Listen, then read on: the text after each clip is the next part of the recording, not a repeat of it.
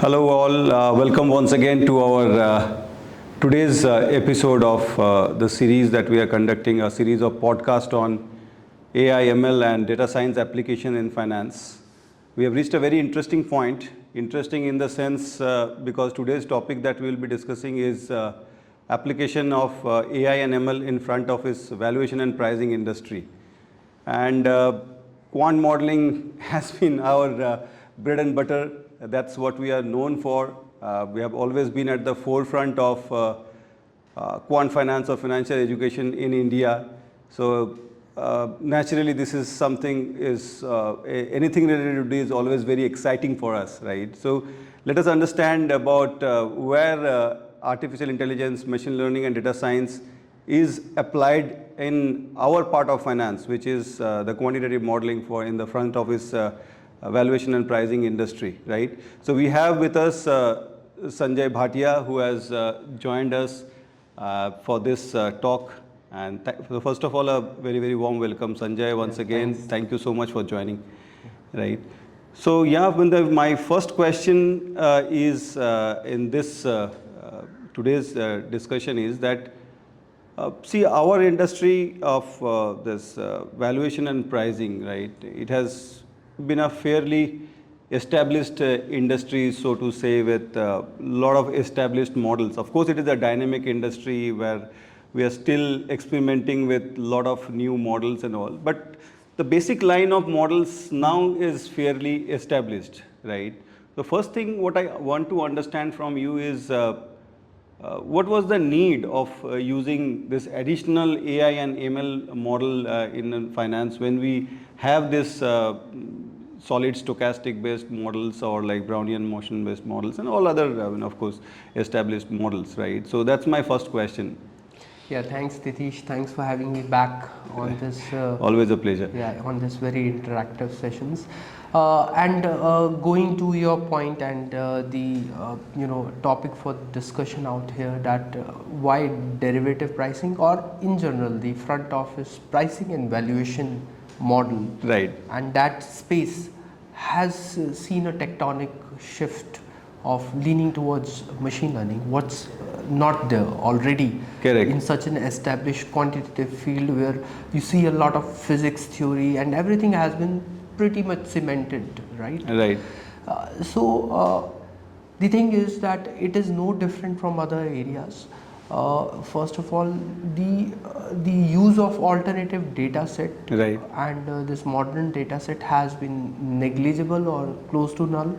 Okay. Right? That's obviously the case, which we have discussed in our other podcasts, right? But the other thriving force of AIML adoption is the computational time or computational runtime. Okay. Most of the quantitative models, if you try to build a single factor model, that's fine, right? But if you try to build a multi-factor model, right, they get into a spin where cost is a huge consideration, budget is a huge constraint, right? The computational power or the horsepower which is required to pull that kind of calculation, correct, even that happens with Monte Carlo simulation. Yeah, particularly I was also thinking of that, of course. It is massive, right? And you will challenge me or you might ask, why is it not the case with AIML? Okay, right. Because AIML naturally is designed so that it is multi-threaded, it is distributed computing. Right. You can perform neural network calculation on a thread wise. You can distribute the calculation. Right. And that by natural has a lot of computational advantage. What it would take for the it is just literally 1/3 of the computational time and computational resources and computational power that you need to put to do a calculation in typical quantitative method versus the new machine learning method. So that's the inherent driver, right? But the point is this, I would like to just follow up with one point, that the underlying theories like Markov chain or maybe Brownian motion, right, or Wiener process, what we attribute to the learning of stochastic or the random behavior is no different. is no different. That will still hold, and that is what will never dilute in its character. Correct. Right. Okay. Okay. Yeah. Sure. That's quite well explained. So does that mean that Monte Carlo simulation is now dead? No. So many of us have been using it for like ages, and it has been very pervasive in different fields. It is not going away, right?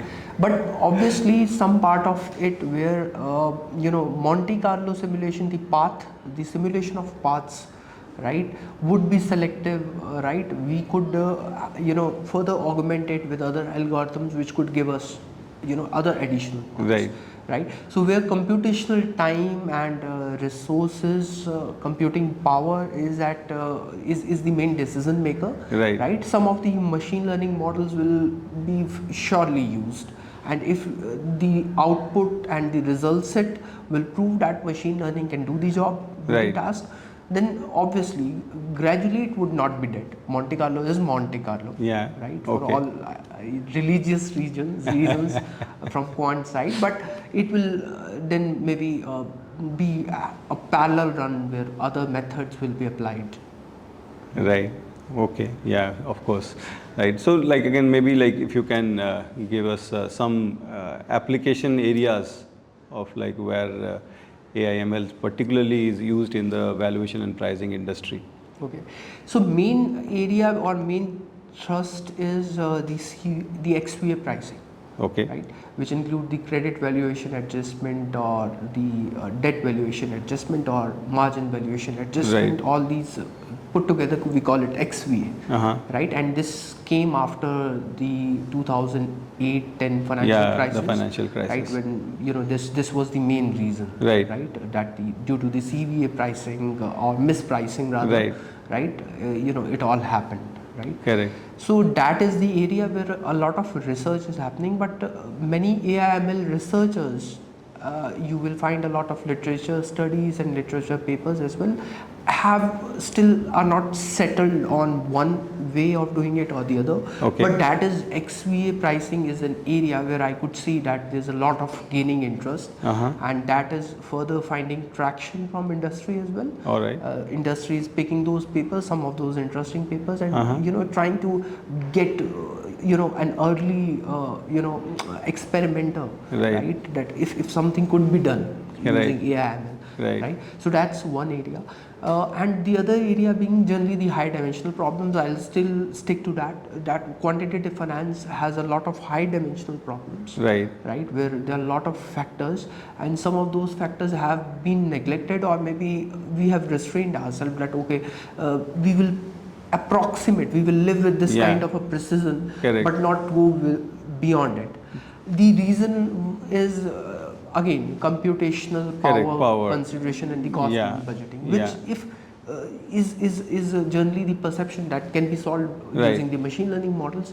So those area of high dimensional problems, right, would be the main target areas. And one last thing, maybe specifically such areas where there is a lot of focus on the tail modeling.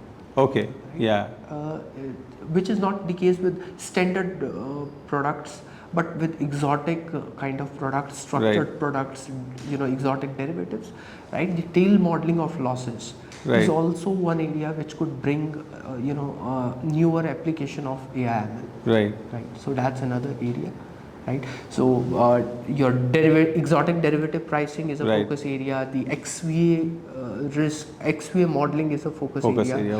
Right. And many of these multi-factor or high dimensional problems are also a focus area, where this generally it is characterized with both multidimensionality as well as non-linearities. Correct. Right. There's a curvilinear relationship. So that is again a natural focus area. Right. So absolutely. So basically, to summarize, the AIML based models will be augmenting the existing the models that we have. So it is not replacing this anytime soon.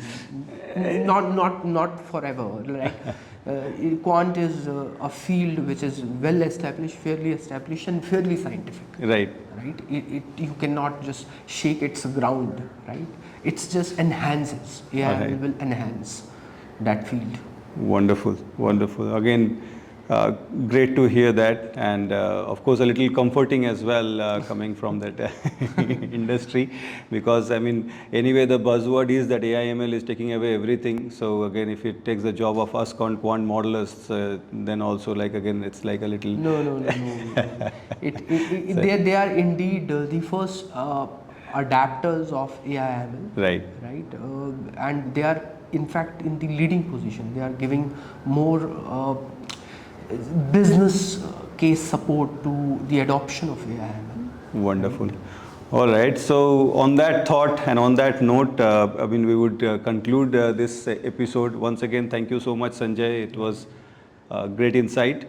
So again, with that we conclude the session. We will connect with all again in the next episode of this podcast series on AIML applications in finance. So this is like a series we will keep on doing. I mean, please keep following this page, keep following us on our channels, YouTube and everywhere else in our social media pages. See you again in the next episode. Thank you.